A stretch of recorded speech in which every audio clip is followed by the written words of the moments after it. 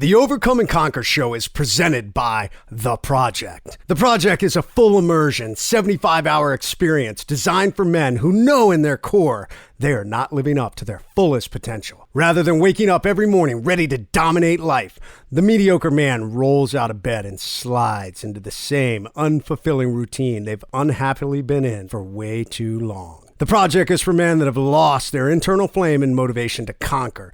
It's for men living an unfulfilling life that lacks excitement and purpose. Sound familiar? Then listen up. The Project is specifically designed to challenge you mentally and physically. We push you to the ledge of self-limiting beliefs and prove you've got much more in the tank. We kill the bitch and unleash the beast. We uncover the demons that hold you back and turn extreme pain into superpowers to dominate life. In the end, we turn mediocre men into modern-day knights. We forge a brotherhood and bond that levels you up as a better husband, father, and friend. But the Project is not for every man. In fact, it's not for most. For men who are okay with being in a rut and achieving less than their fullest potential, the Project isn't for you. If you're not willing to put in the work to fix what isn't working, the Project isn't for you. However, if you're done white-knuckling it through life, living one day at a time with no sense of purpose, and are willing to do what it takes to improve, the Project holds the key to unlocking the next chapter. Graduates of the Project join a brotherhood of modern-day knights and become the authors of their destiny. They have their fire reignited and reclaim dominance over their family, fitness, finances, and faith. If this resonates with you and you want to learn more, we encourage you to apply today at www.mdkproject.com/OC show. Everybody wants to be on top of the mountain. The problem nowadays is people want to get dropped off at the top of the hill and look down. It's that I overcome mindset that makes all the difference. See, the way we're taught is you're going to claw, you're going to scratch, you're going to bite, you're going to dig, you're going to do whatever it takes to get to the top of that mountain. That unequivocally is how I have managed to keep myself moving forward and finding success. 2 SEALs, 1 mission. The Overcome and Conquer Show. And welcome back to the Overcome and Conquer show. As always, we bring you motivation, inspiration, leadership, and we bring amazing guests. And today, Mr. Ray Cashcare, a.k.a. The Captain. We have another amazing guest. I was going to be the guest the way you introed me. I got all excited. I was like, holy shit, I'm doing my studying. Ray, okay, you're always my guest. Thank you. So what have you been up to, sir? Man, the book, and it's so funny because we're going to be talking about another book today. So, yeah. Mine is getting ready. Mine's come out. Now, true story. Again, I have a version. I'm going to just lay it out here. I have a version, a digital copy of your book you gave me. I didn't steal it because I got to watch what I say. That's pre-edits. It's pre-edits. Yeah, I have in the early phases. The original, the OG book, and I'll tell you. I cannot stress enough, ladies and gentlemen, you have to read Overcome. You have to buy it. I'm commanding you. I'm giving you an order. If you don't like the book, I'll give you your money back. I will. Look, I'll do that. Now, I will. Because I've read the book. I will. I know what the book costs. It is that impactful. It's that powerful. It's that relatable. Well, and I thank you, brother. Much, much love. I appreciate that. I think it's a book that's going to help people, no different than the guest we have on today. Yes. The book they have is going to help people. It is in a similar vein. Yeah. I don't want to tip my hat on our guest. No, I don't like to get ahead of myself, but we can't say who she is. Oh, I tipped the hat.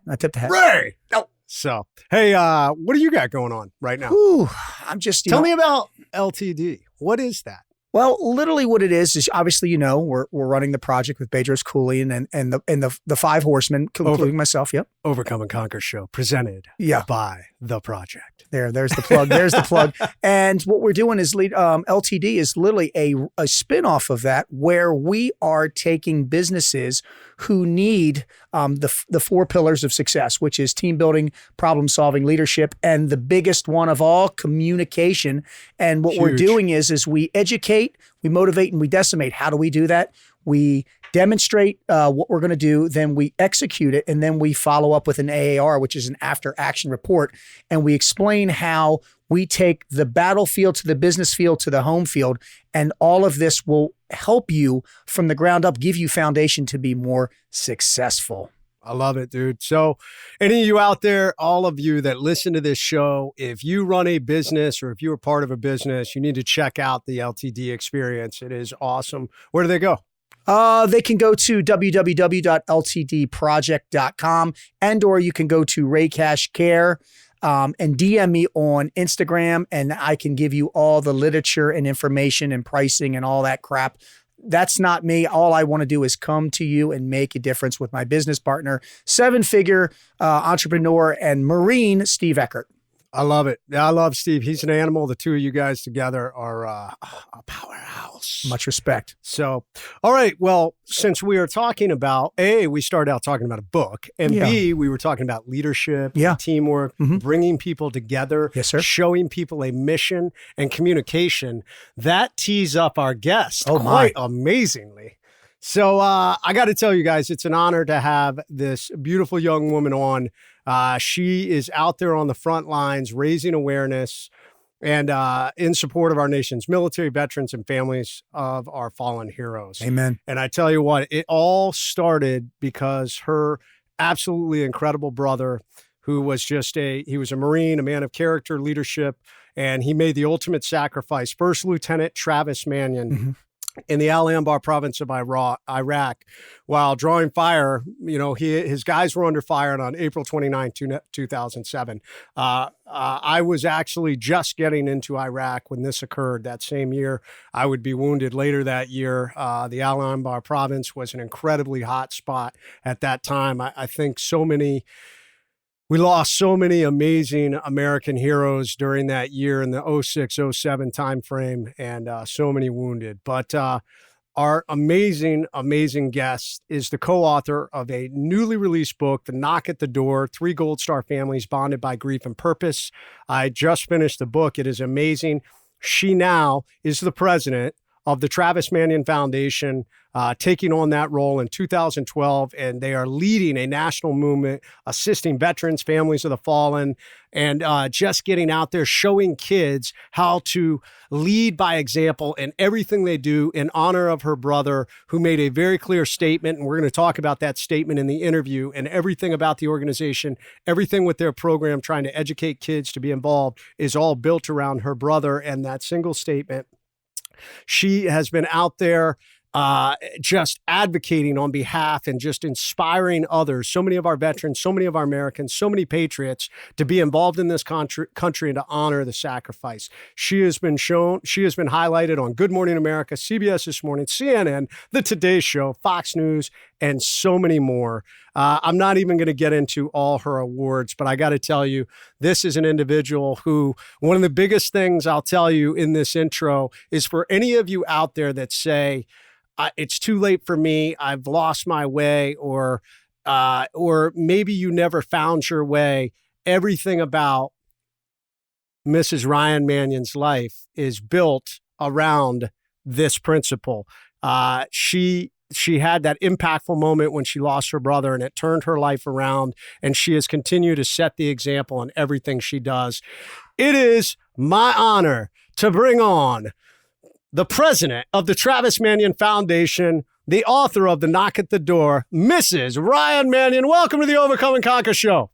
Hello. That was quite an introduction, I have to say. That was fantastic. Thank you, Jason. Well, thank you. I can be hired for intros all over the place. Yes. I'm going to take you on the road with me. Well, you know that sometimes, when you leave it to somebody to do your intro, you never know what's going to happen. You That's try true. and craft it. So I guarantee big intros. Well, this is what I'll guarantee you, ma'am. I actually was a guest on our show, and he goes, and my next guest is Ray Care. That's what I got. I got nothing else. It was like our producer Ryan was like, "Holy crap!"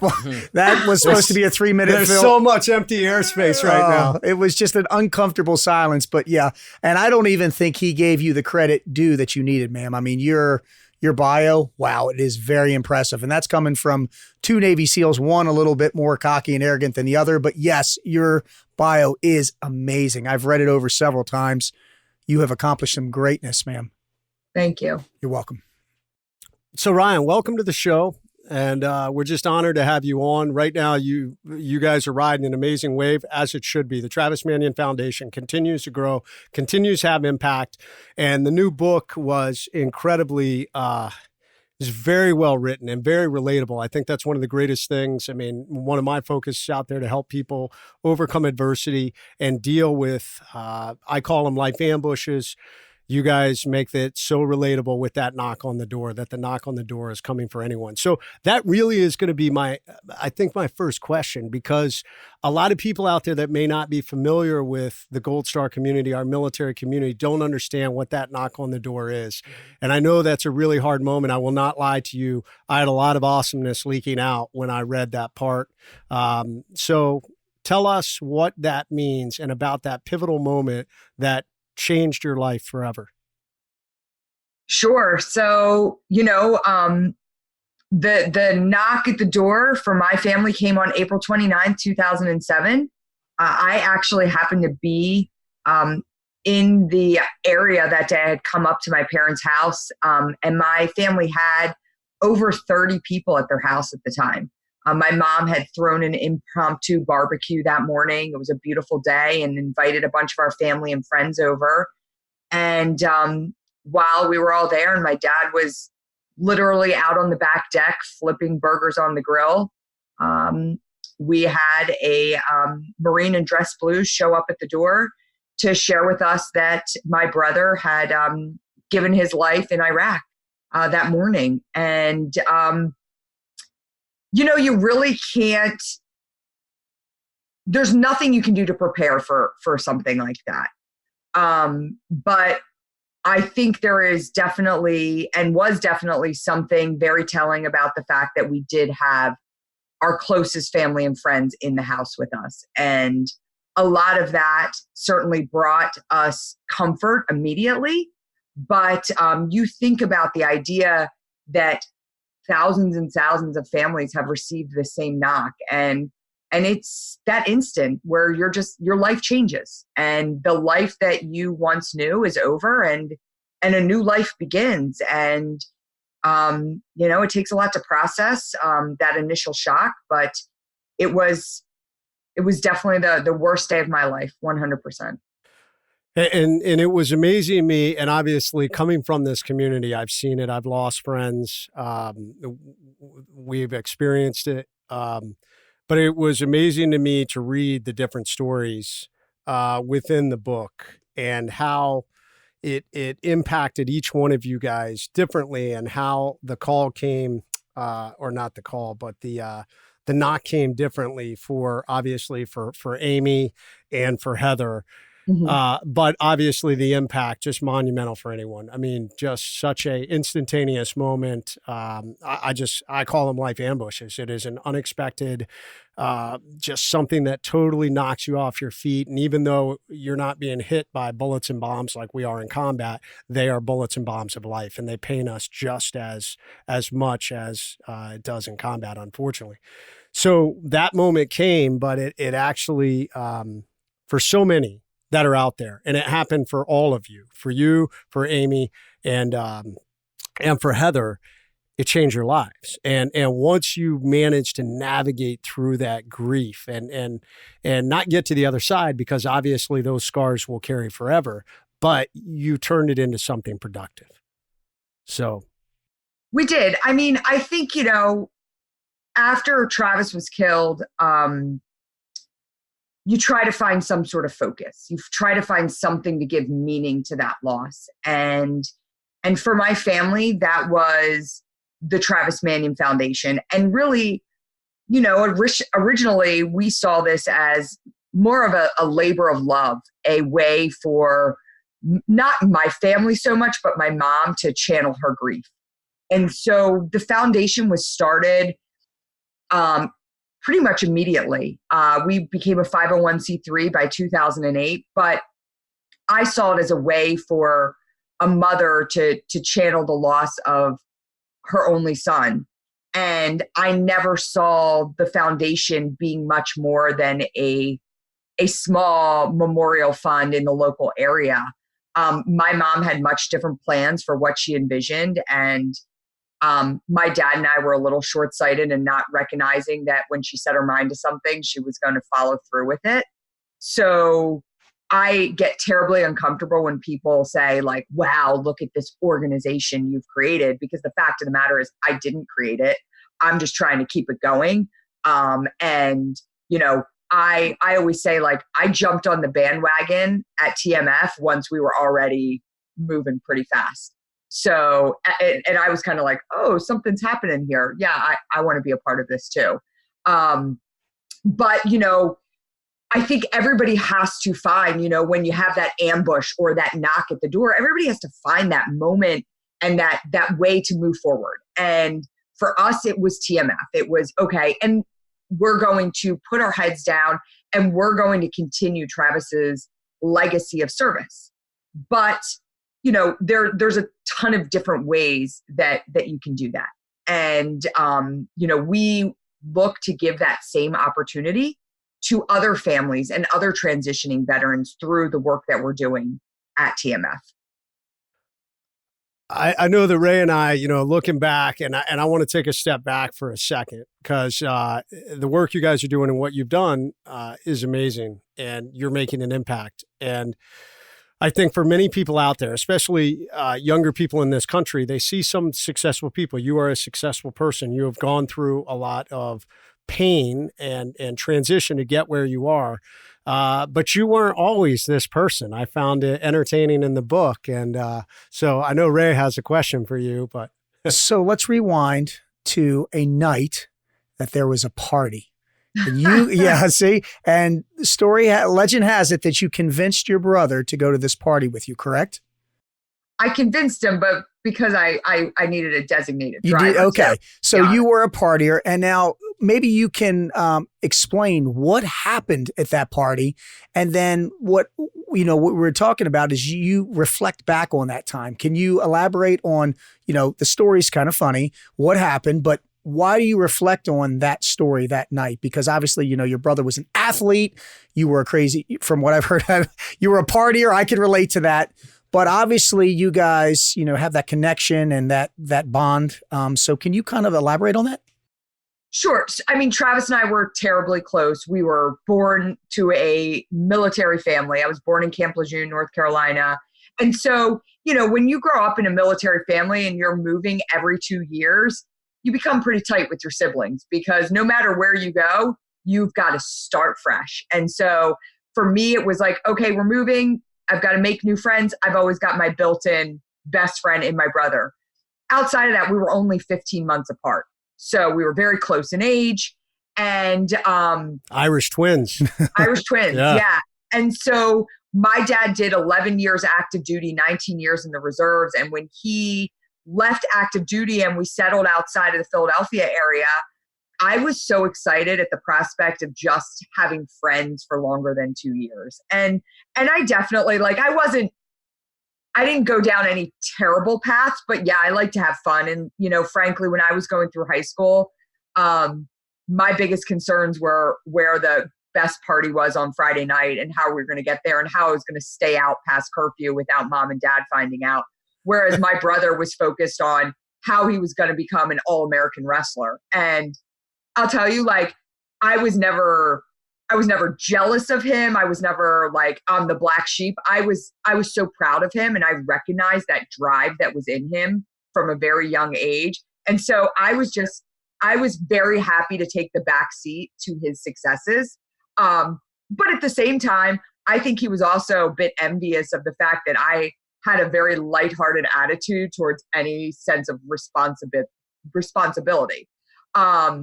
So on this particular night, there was a big party with an upperclassman's house. And I knew that if Travis was coming with me, that my parents would be much more lenient in how long we were staying out and what was going on. So I asked Travis to take my friends and I to this party. And like many times, the cops ended up showing up at the party. And we live in Bucks County, which is the first county north of Philadelphia. And there's definitely some farmland around here. And a lot of people live on big acreage, and there's a lot of cornfields. So when the cops come, typically it's pretty easy to outrun them because there's a lot of places to go. On this night, the cops showed up, everybody beelined out the back door, and there was a creek that led into a large cornfield pasture, and there was a tiny little footbridge. And I mean, there must have been 200 kids trying to cross this bridge that was 4 feet wide. And as we were running along, like, you know, I just happened to be at the wrong place at the wrong time. Somebody banged into me and I fell into the creek. And I probably fell a good 10 feet down. Like, it wasn't a small little like ravine. I fell down in the creek and, you know, kind of just pure adrenaline, climbed up the side and just kept running into the cornfield. And we stopped at one point. I don't know if you've ever been in a cornfield, but like when you're in a cornfield at night and the moon is up there, it's like it's becomes super bright, and it's an interesting thing. If you've never been in a cornfield, it's loud too. I mean, depending on the time of the year, running through the corn stalks. Yes. I lived in North Carolina. We had some cornfields where I was too.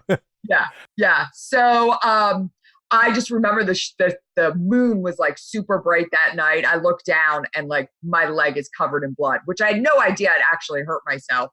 And I'm like, I'm not turning back. I'm not turning back. My brother's like, you got to turn back. Well, at this point, I had already had 2 underage drinking citations. And, you know, I was very careful. I never got behind the wheel drinking. But, you know, I always seemed to be the one that got caught. My last underage drinking prior to that was at my own house. So I threw a party at my house. Everybody ran, but I'm like, I guess I can't run. I live here. So I end up with underage They're going to figure this one out. Yeah. Yeah. But my brother, you know, said, we got to go back. So we went back and we're walking up, and I'm just, we're confined to the fact that, all right, I'm getting my 3rd underage because the cops are clearly still there.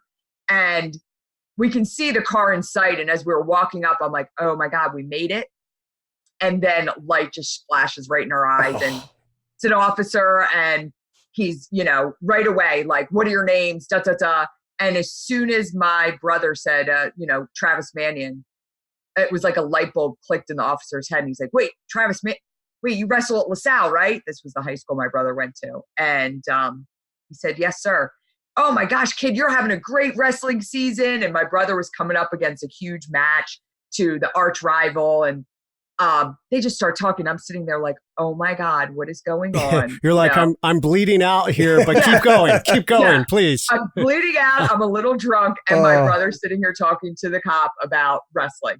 But Travis was also very intuitive. So he realized what's going on. And he said, you know, kind of turned to him. He's like, sir, you know, this is my sister.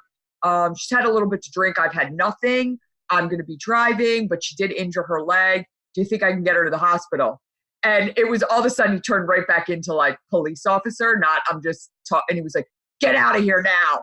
And so we jumped in the car, and I was like, oh my gosh. I'm like, thank God you're an All-American wrestler, and they recognized you. You know, he was like my saving grace that night. So, but I never went to the hospital. I actually did not.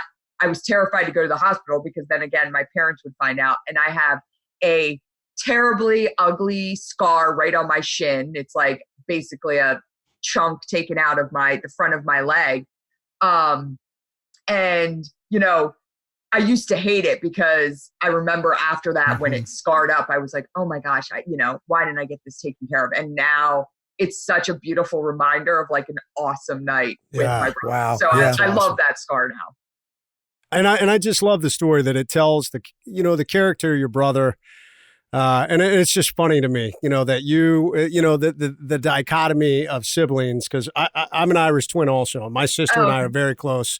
I was the opposite. I was the kid that wanted to do my own thing. I actually got kicked out, and she was more of the straight-laced one. But amazing how we grow up and we figure things out, because obviously I figured it out too, and you have gone on to figure it out, and you're doing amazing things. So kids out there, if you're telling yourself, oh my God, I'm never going to amount to anything, I was that kid running across that bridge, busting my leg. So, I'm like looking at me, the female version of me, your story, I've literally done that. And I was like, she sounds like she's from Hampstead, Maryland, running from the cops at a party in a cornfield. I was like, my brother actually died before I was born, but I was just like, wow, it relates. That's what I love about the story. And I knew that's where the scar was going. So, sometimes people look down at scars and different things come, but you find beauty in the scar. And that's what I think a lot of people can resonate with. And that's what I was waiting to hear. And I love it. It's a great story. Embrace your Embrace. scars. That's right, man. I got them all over, and each one tells a story, right? Oh, absolutely. It was funny because I've got a 5-year-old son named Travis. And it wasn't too long ago, we were sitting down and he said, "Mommy, what's that?" And he kind of like stuck his finger in the scar, because it's kind of like a dent taken out. I think I hit a rock, like the edge of a rock or something. We want to see this. Can we see it? Is this possible? Jeans, I mean, I didn't see it, but he said, "Mommy, what's that?" And I said, "It's a scar." And he goes, "What happened?" I said, "Oh, it was just a really fun night I had with your uncle." And I'll tell you when you're older. Yeah, kids, it is funny with our kids. We don't want to tell them what we really did. So yeah, exactly. So Ryan, fast forward, obviously, with the loss of your brother, it started a process of grief. It started a whole nother scar, a scar that, just like the one on your leg, will never fully recover. So many people out there right now listening to this interview have their own scars. And whether it's the loss of a loved one, whether it is perhaps sexual trauma, whether it is whatever, life ambush has hit them. Talk to me a little bit about reading the book, your process of grief. As a matter of fact, all three of you went through similar processes, yet different, unique to the individual. So what advice can you give individuals when they're trying to drive through grief and get through it? And I will say, coming from the military background, I loved Heather talked about the dark humor. She talked about the dark humor, and I know within our community, that's something that a lot of times people can't appreciate, especially, no offense to any civilians that are out there, but sometimes, with the military, we get into we get in some pretty dark areas that people are like, "Oh my God, did that just come out of your mouth?" So talk about those two things, how that journey through grief and how you actually can use humor to try and lighten some of these situations. Yeah, well, I think we have the incredible fortune of working with Gold Star families every day. And one of the things that I always share with them, especially those that are new in their loss, is, a lot of times they'll say, when do you stop grieving?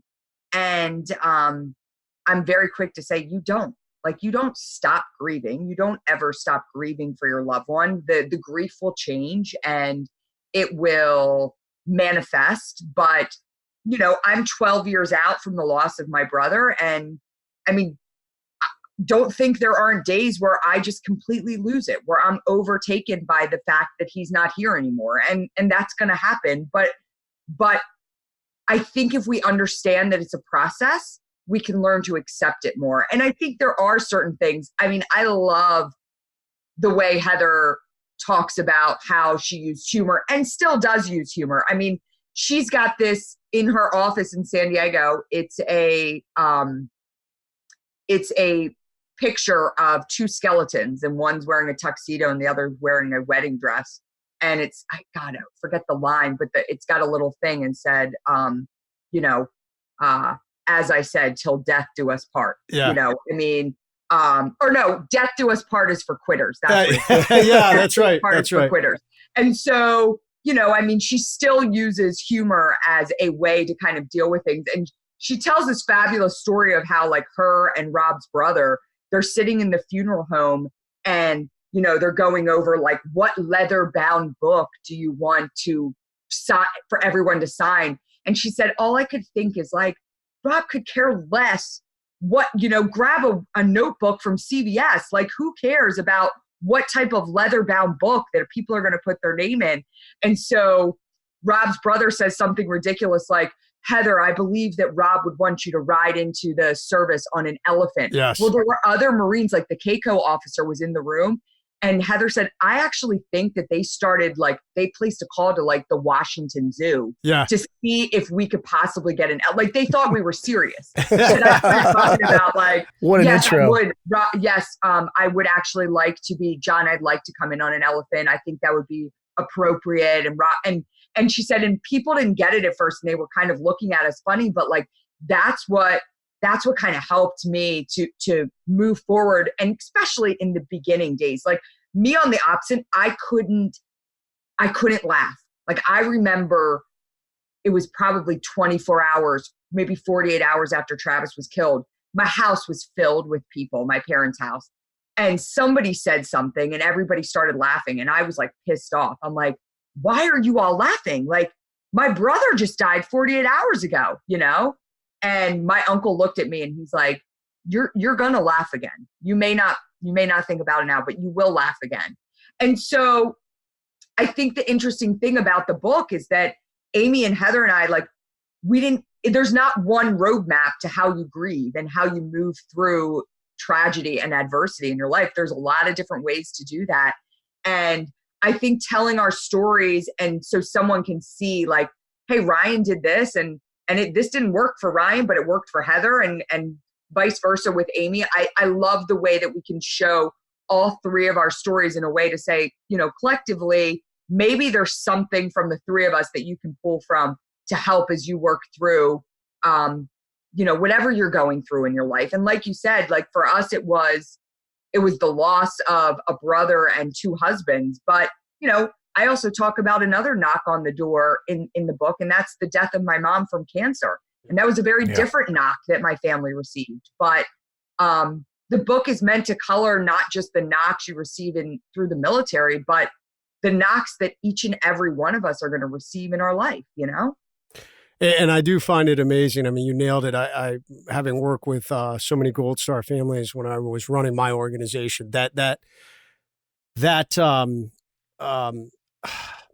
wall of guilt that we tend to place, that I've seen so many place on themselves, that we cannot have fun. They feel guilty for having fun or laughing. I know that that Heather tells the story of buying the blanket and then feeling so shamed and guilty because, you know, she had spent some money, obviously, that had come from the insurance, and then she felt guilty and she never could use the blanket. I mean, it's amazing, these weird things we place on ourselves, but that we have to navigate through. We have to navigate through those, you know, landmines. So that leads us to the word of the day. I mean, I think it's perfect, which your word was resilience. And as with every show, Ray, what does Mr. Webster say about resilience? You know, it's funny. Usually the Webster doesn't hit the nail on the head. We usually have you expand, but this one I did a little searching and I found a pretty good similarity of a definition. So an ability to recover from or adjust easily to misfortune and or change. So normally it's off in right field, but I think you are definitely the definition of someone who has had to recover from loss, you know, and maybe you could expand. What is your definition of resilience? I mean, gosh, that's a pretty good, I don't know that I've ever looked up the definition of resilience. That's a pretty good one. I think for me, one of the things I talk about in the book, and the thing that if I could pinpoint anything, from the loss of Travis that bothers me the most, it's that he didn't get to see this version of me. And, you know, we were so incredibly close. And I talk about the idea of like when I you know, before Travis left for Iraq, or while he was in Iraq, you know, he called my dad to run the Marine Corps Marathon with him and didn't make it home. My dad ends up running and we all ran it with him. But I think about the fact that, like, you know, Travis didn't call me to run the marathon because he knew at that time, I mean, if he would have called me, I would have laughed in his face. Like, no way I'm running a marathon. And it's like, what I just want to say to people is like, don't wait until your loved one is gone to be that best version of yourself. And I hope to God that Travis sees who I am now and sees what I'm doing and, you know, is cheering me on from above, because I think about all the incredible things that I have an opportunity to do now. And the thing that I regret the most is that he's not here to do them with me. That's So, amazing that you just said that, because as you know, you see us typing on the computer, we do little notes, and I literally just wrote, and I'll show it to you. He sees and is looking down. I literally just wrote that, and then you did that, and I get emotional with that. Just because my wife's mother died of breast cancer, and I've had a lot of tragedy too, but he does see the best version of you. And he saw it back then too. Even though you may not have thought it was the best version of you, he sees it, he saw it in you.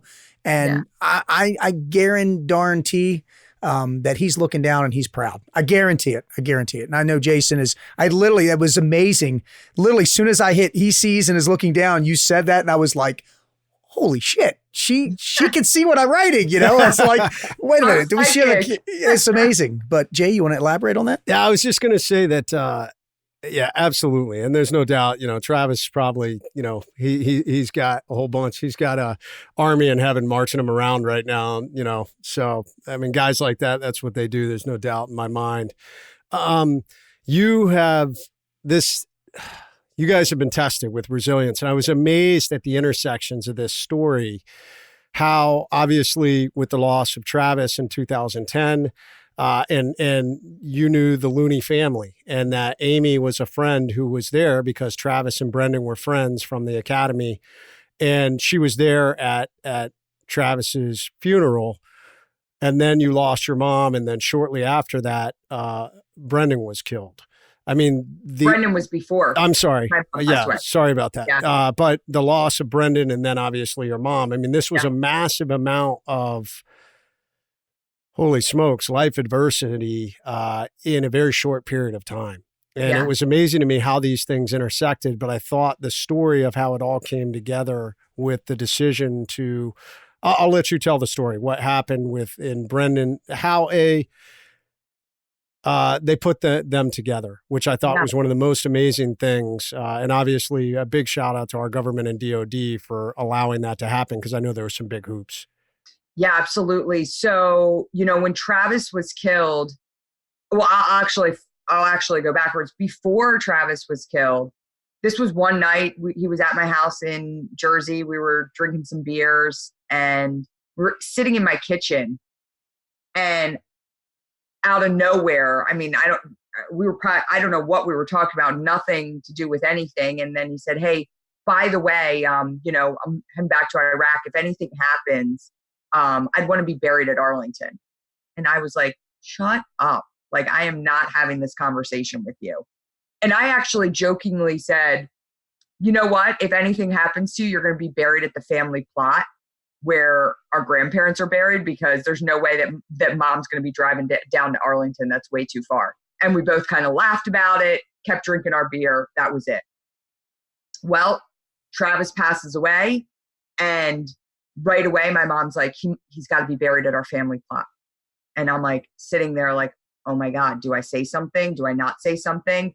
And I didn't say anything, because I'm watching my grieving mother, and I'm just like, I'm not going to say anything. And so, this is what my parents have planned. And so we buried him right outside of Philadelphia with, where my grandparents are buried. And I guess about a month later, I actually wasn't the first one to say something. It was actually one of Travis's friends, that one of his Marine buddies said something to my dad, like, listen, sir, I didn't feel comfortable saying it at the time. But, Travis had actually told me that if he were to be killed in Iraq, he'd want to be buried at Arlington. And my dad comes and he's like, oh, guess what, so-and-so said to me. And I was like, oh, well, Travis actually said the same thing to me. He's like, what? And there must have been 5 or 6 people that eventually felt like they had to say something. And so my parents knew within months after burying Travis that his desire was to be buried at Arlington.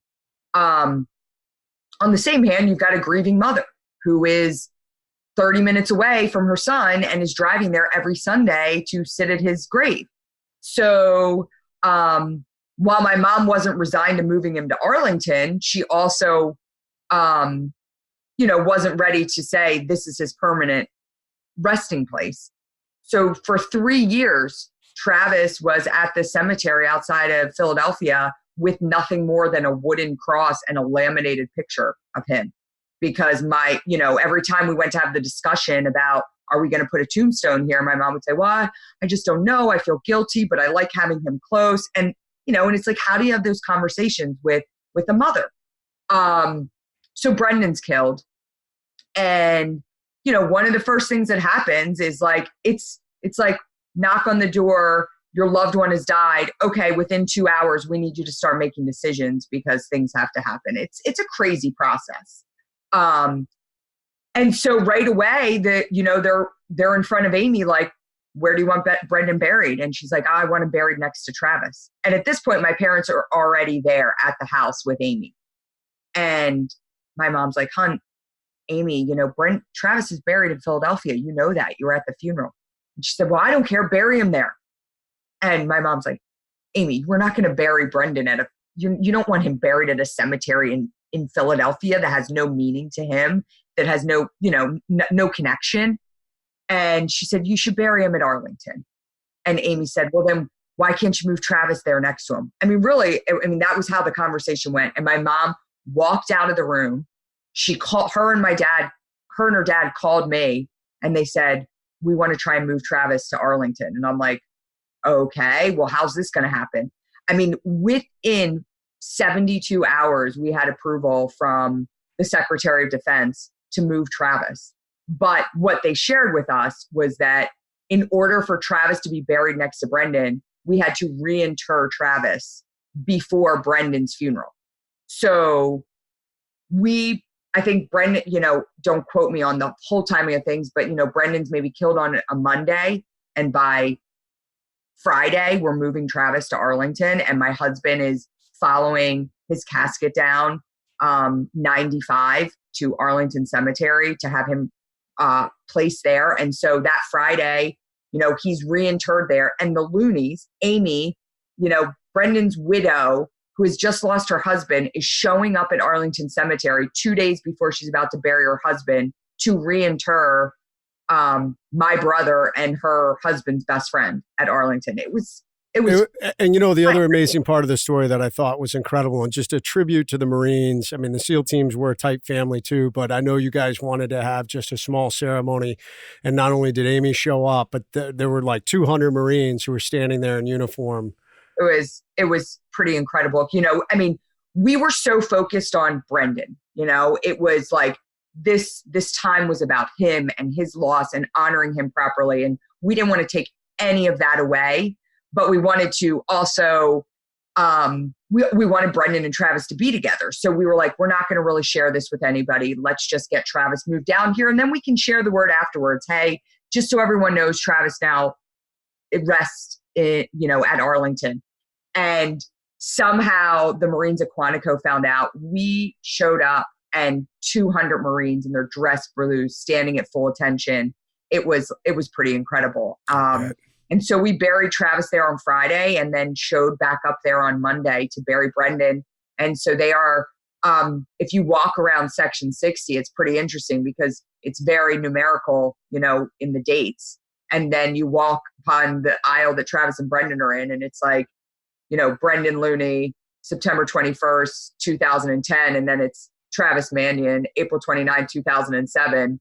And then the next one is, October 2010. So I'm sure people wander around there like, why is this random person buried here? Because it doesn't match with the chronological order of Section 60. But, such a powerful place. I mean, I've got a lot of friends that are buried there. Too many. But so fitting, obviously, two heroes, three, obviously, with Kelly also. One of the biggest things is purpose. And before we get too far along, I want to make that transition because one of the most amazing things that you guys have done is continue to honor who Travis was. And you were paying that forward with the foundation, with the idea that your mom had, that you guys grew into something even bigger than I think any of you could ever have imagined. I mean, the Travis Manion Foundation is a nationally recognized organization on the level of some of the biggest veteran nonprofits that are out there. And that's a huge thing. A lot of people don't know there are 43,000, give or take, veteran nonprofits. Yeah. So there's only, maybe a couple dozen that truly stand at the forefront that are really making a national impact. And you guys are one of them. And I love how this unfolded and then it became the organization. And I loved learning the story in the book of how Travis had gone to the game with your husband prior to his deployment. And obviously there's a lot of fear. We send our young men and women off to war, and husbands, wives, family members.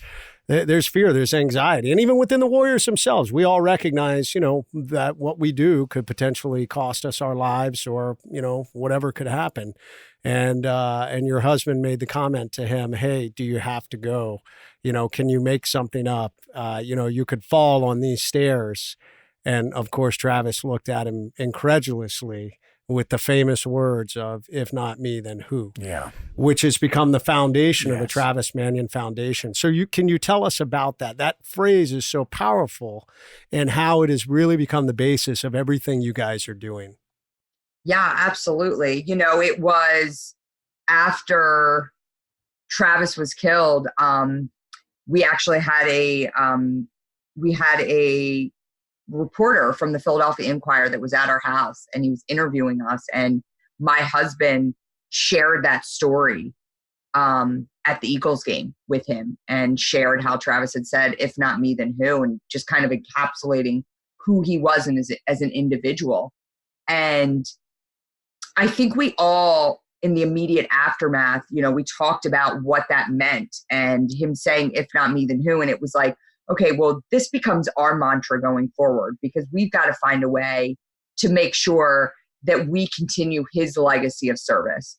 But in starting the Travis Manion Foundation, I don't think we realized just how powerful those 5 words were.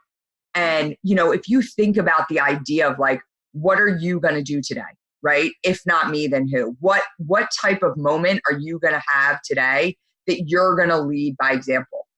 And so what we've done is taken those 5 words and we use them to drive the veterans that we work with through our programs, but also the youth that we work with. So one of the things we do at TMF that's a little bit different is we're trying to, our organization is a veteran serving organization, but in the same token, our organization does not exist without veterans leading our programs. So we're not necessarily saying this is what we're offering to you. We're saying, veterans, we need you because we need you to make sure that you're helping to instill these ideas of character and leadership and service and what it means to be a servant leader in the next generation. So we now have thousands and thousands of veterans that are out across the country working with our next generation and teaching them about the ideas of what it means to live by if not me, then who, what it means to live a life of service. And a lot of that is just around how do you take those 5 words and apply them into your daily lives. And I always say when I'm out there and I'm talking to, doesn't matter if I'm talking to kids or I'm talking to adults, I say, hey, my challenge for you is very simple. Wake up tomorrow and commit to having an if not me, then who moment. And wow. For kids, that's as simple as like pick up the piece of trash on the ground as you're walking. For adults, maybe it's, hey, try not to lose your temper on your kids. It's simple things like that. But imagine if each and every one of us took those 5 words and really made them a practical application into our lives. It would cause some huge effective change. I'll tell you that. And we already see it today. Wow. Yeah. No, it's amazing.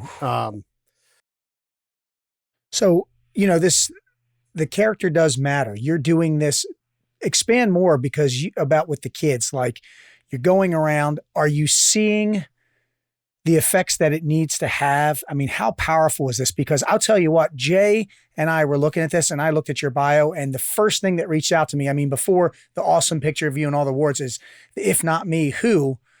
How is this affecting, this program that you're doing? What effects are you seeing positive? I mean, getting it into schools. Yeah.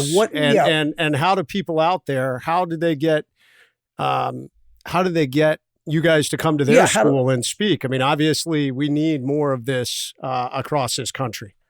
Yeah, well, so we've presented this program, this character education program, to over 300,000 students across the country. I will say, unfortunately, the demand is more than we can accommodate right now. Our biggest challenge is that we can't keep up with the demand from the schools and youth groups that want this program. So we need more veterans to become veteran mentors. That's my call out there for all the veterans listening. Become a veteran mentor in your community. You know, the cool thing about it is we actually just finished up an 18-month study with Syracuse University on the effectiveness of this program. And we found two things.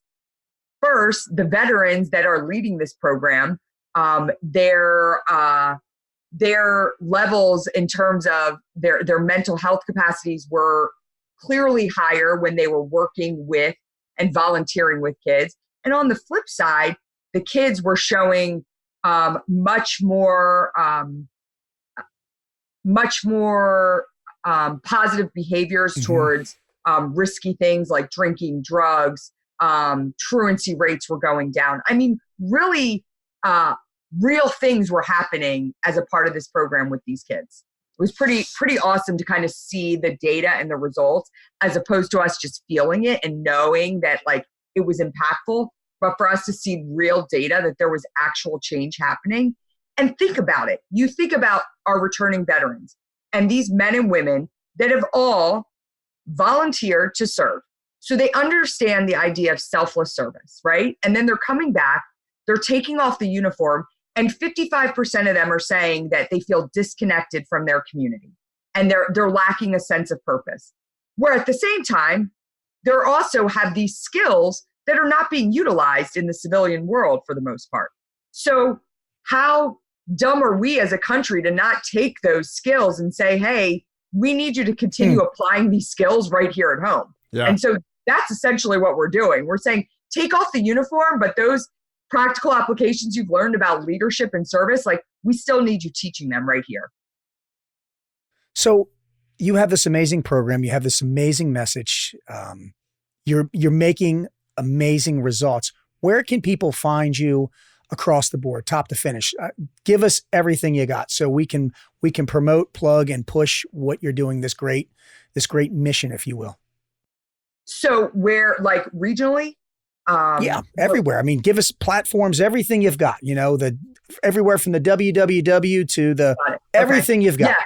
So website is www.travismanion.org. We're on Facebook at Travis Manion Foundation, Twitter, TM Foundation, Instagram, Travis Manion Foundation. I mean, we're on every social media platform. Follow us. And I say the biggest thing is go on our website and join the mission. You can go on right there and join our mission and find out what's happening in your area, because there's a ton of different engagement opportunities. And really what we are trying to build is a community of like-minded individuals that want to have a good time, but also want to get out there and make positive change, you know? And if that's everything from doing the Manion WIOD to training kids to service projects, I mean, you name it, we're doing it at TMF. Well, I'm going to do the Manion WIOD here. You mentioned something earlier when we were talking offline about doing it on Thanksgiving Day. I'm going to get up early and I'm going to give you my commitment, and I don't break my promise. I'm going to do it. Awesome. Maybe you can, I know what it is, but maybe you can elaborate real quick on what it is. And you know what? Let's do it. Let's make this let's make this a nationwide event. Let's do it on Thanksgiving. Tell them what it is. On Thanksgiving. So the Manion WIOD, actually one of Travis's really good friends at the Naval Academy and wrestled with him. His name's Jimmy Letchford. And he's been with CrossFit since he got out of the Marine Corps. And he, you know, after Travis was killed, there's actually, I don't know if you're familiar with these hero WODs, but the hero WODs are, there's actually there's a few different layers you have to go through to get a WOD named after a fallen service member. One of them being you have to show proof that they actually participated in CrossFit. which is kind of an interesting concept. But Jimmy put together this Manion WOD for Travis, and he based it off of the fact that Travis was a wrestler at Navy, and Travis had huge legs, and he was just like super strong lower body. So he decided to base it off of his dates, his KIA dates. So it's 400 meters for the fourth month. 29. 429, 2007. It was 29 back squats. Yes, 29 back squats and 7 rounds. 7 rounds. Yep. And I think it was, I think it's like what, 95 pounds. It should be 135 or 95, depending. That's usually the split that they do in CrossFit, I think it's men versus women. 135 and 95. But of course, like I've seen everyone, because you kind of read the WOD at first and people are like, what? There's no way. And I'm like, listen, you can tailor this WOD 1,000 different ways. I've seen do it partnered up.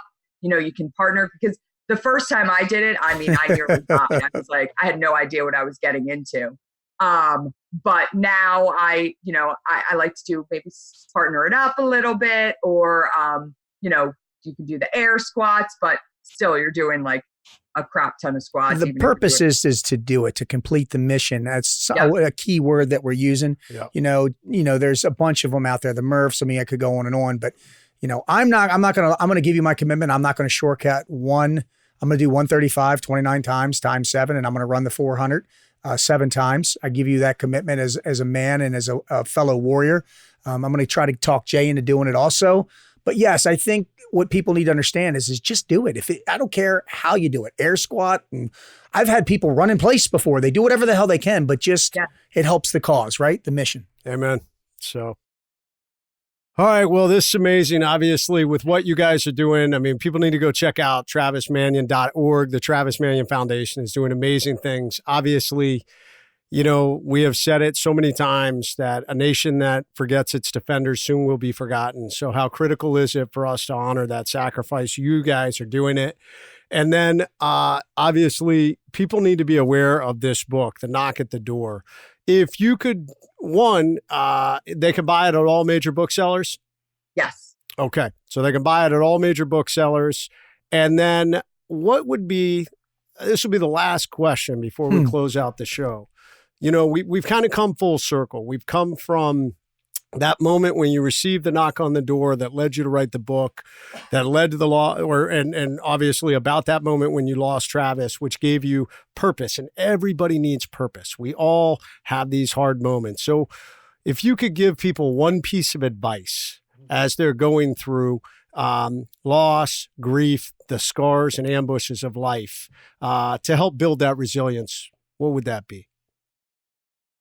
I think, I'd give 2 pieces of advice. The first would be to live every day with gratitude. And I think before I lost my brother, I didn't do that. I was just kind of coasting. I wasn't hyper focused on anything. And I am very intentional about waking up every day and being super appreciative for the opportunity that I have to still be here.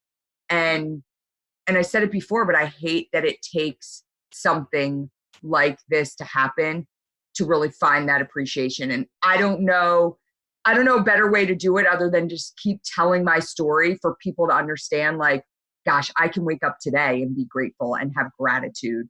And then the second thing is be very intentional about the goals that you set and the things that you choose to do, the people you choose to spend your time with.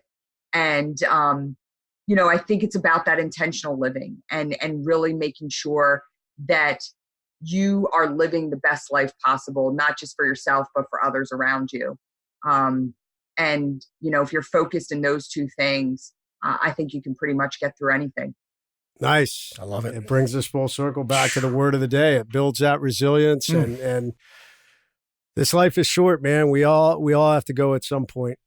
Got to live it to the fullest. I always say each second of the minute of the hour of the day, you gotta just let it all hang out there because you never know when it's your last day. Yeah, absolutely. Well, Ryan, thank you so man. much for being on. Thank you for what you were doing, not only to honor your brother, but obviously to honor our veterans, the Gold Star family members. Please tell Amy thank you, and Heather thank you. You guys wrote an amazing book. We will have it in the notes where people can go. Obviously, we'll put in the links. If you guys go watch the YouTube video episode, you will be able to see the links for travismanion.org. And Ryan, once again, thank you for being on the show. Thank you, guys. It was an honor. awesome. Yeah, absolutely. Happy Thanksgiving. You too. You too. All right, this has been another episode of the Overcome and Conquer Show. I am Jason Overcome Red. And I am Ray Cashcare. And we are out. Boom. Thanks for listening to the Overcome and Conquer Show. Tune in next time, and please remember to subscribe on iTunes. Please visit overcomeandconquer.com. The Overcome and Conquer Show is presented by The Project. The Project is a full immersion, 75-hour experience designed for men who know in their core they are not living up to their fullest potential. Rather than waking up every morning ready to dominate life, the mediocre man rolls out of bed and slides into the same unfulfilling routine they've unhappily been in for way too long. The Project is for men that have lost their eternal flame and motivation to conquer. It is for men living an unfulfilling life that lacks the excitement and purpose. If this resonates with you and you want to learn more, we encourage you to apply today at www.mdkproject.com/OC show. Boom!